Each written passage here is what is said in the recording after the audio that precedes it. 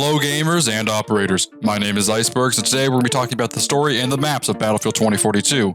If you haven't seen my previous videos, I'm going to put a link right here so you can watch those. Anyways, on to the video. The fictional world of Battlefield 2042 is very closely related to our own, and is based on theoretical problems that will occur in the next 10 years.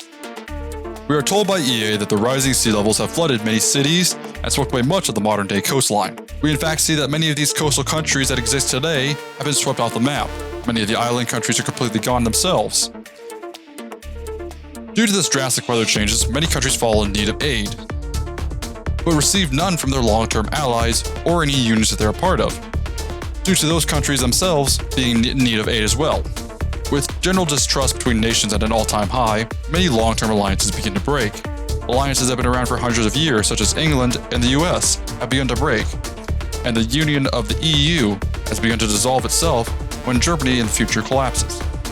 We see that this all leads up to a big economic collapse, as well as bad news stories being daily and a good news story being as a commodity.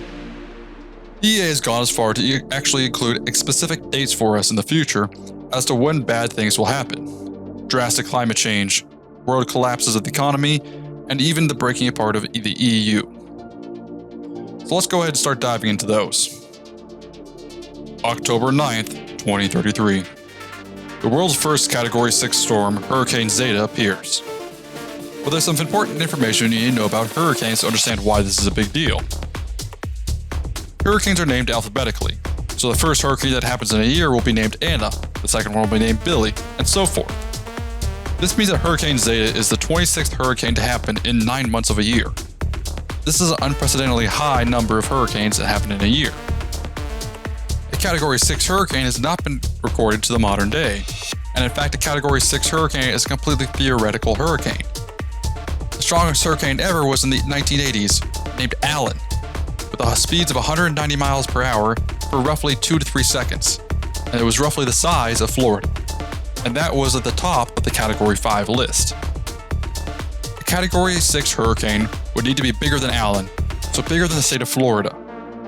It would need to be in such a size and intensity that it would have to maintain speeds of 200 miles per hour consistently for longer than a minute. This is just one example of the drastic climate change that we'll see in Battlefield 2042, with other hurricanes actually hitting and occurring in the future. January 11th, 2034.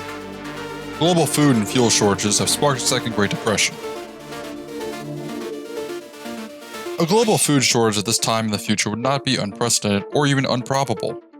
We have a prediction of there being 8.8 trillion people on the Earth at this time, and having 8.8 trillion people trying to vie for the same amount of food and fuel is going to inevitably cause problems. A shortage of fuel would cause many other problems in the future. When you look at it, for example, the United States' power grid system, currently 90% of the power grid system is powered by non-renewable fuel sources. And with a second Great Depression, that means countries would be short on money, meaning that they couldn't easily produce non-renewable sources of energy to support the power grid.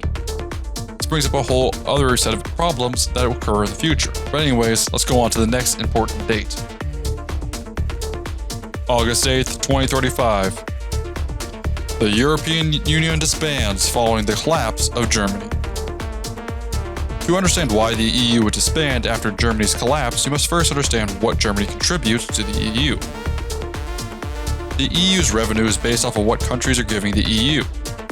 So for example, Germany gives close to 27% of the EU's total revenue, along with a number of other resources including the GSGN and other tactical units when they are in need. If Germany can no longer take care of itself or defend itself, Germany would collapse and therefore bringing down the EU with it. But this is also related to modern day events that happen in our universe. With the modern day exit of England from the EU, Germany is supporting the weight of the EU single-handedly. And when Germany collapses, this is pointing to a massive second depression in the future. But we see that this actually all leads up to a very important rise of a certain group.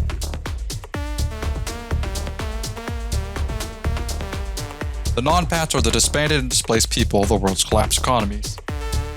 They come together to support one another in a roaming fleet, searching for safe harbor and new opportunities. 2037. The new normal. Humanity has adapted to the new normal. Revolutions in energy, desert irrigation, and hydraulic levees have saved many cities, including seawalls that have saved much of the coastlines. This helps to reclaim farmland and rebuild supply chains, leading to stabilization upon the rebuilding of these civilizations. However, with no way to repatriate 1.2 billion people, the Nonpats become a permanent fixture in all economic, military, and social policy making. Many of the Nonpats are distrustful of the government that's exiled them and refuse calls to reassimilate. They come together under the rallying cry of "We are Nonpats" and make it a trending hashtag on social media. The friction between the United States and Russia, the remaining two superpowers, stokes the fires of war. The Nonpat group is kind of caught in the middle, and they're forced to choose a side, not a flag, not a group, but what would be best for them. 2040. A space debris storm creates a Kessler effect, causing 70% of the world's orbiting satellites to malfunction and crash to Earth. The cause of this is unknown. The subsequent blackout causes mass devastation. Already jammed global supply chains come to a standstill. Prices of oil, grain, and coal skyrocket exponentially.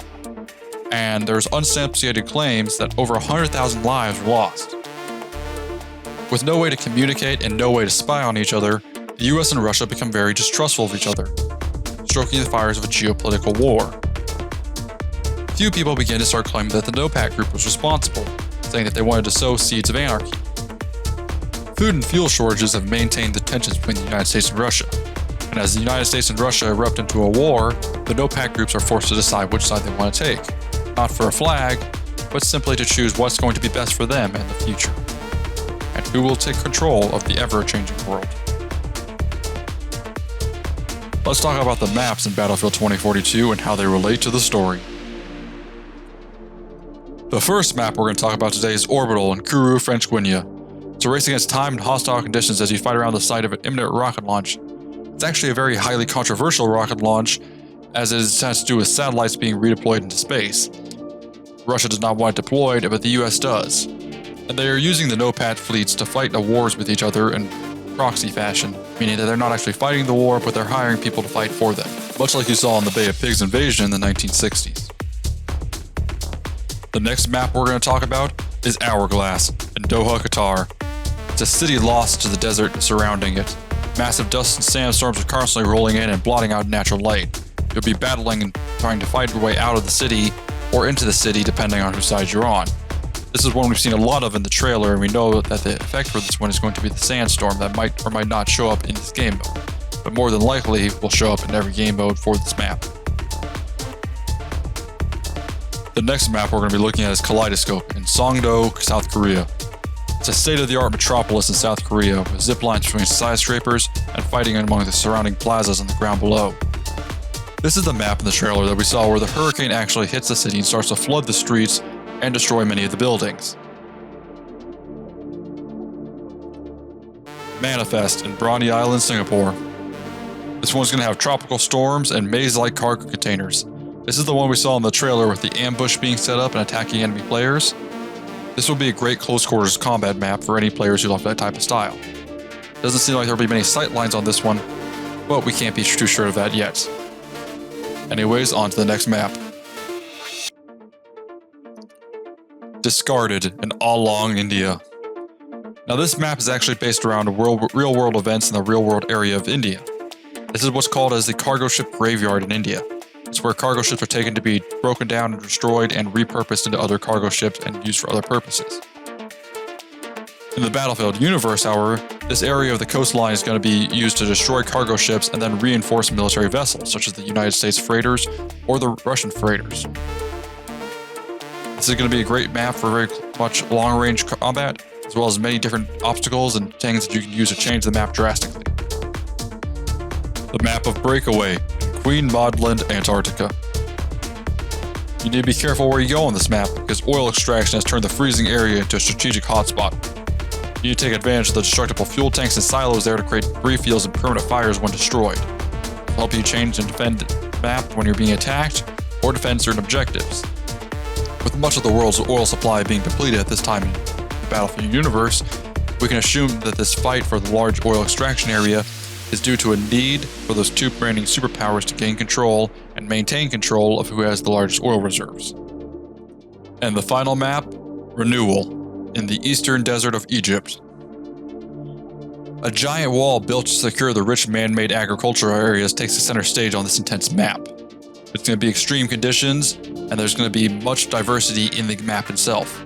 On one side of the map, you will have green, lush fields to fight in, and on the other, you'll have a rugged desert with solar panels helping to power the entire green city next door. This is going to be very much a flatter map. You're going to have to use ARs and sniper rifles. It's not so much going to be a close quarters map as we're used to. However, there will still be uses for close quarter combat weapons in this map. As we can see from the preview, that there is very much a center area of close, tightly knit buildings. And that is the story and the maps of Battlefield 2042. If you feel like I missed something, let me know in the comments below. Otherwise, please hit that subscribe button, and until next time, stay frosty.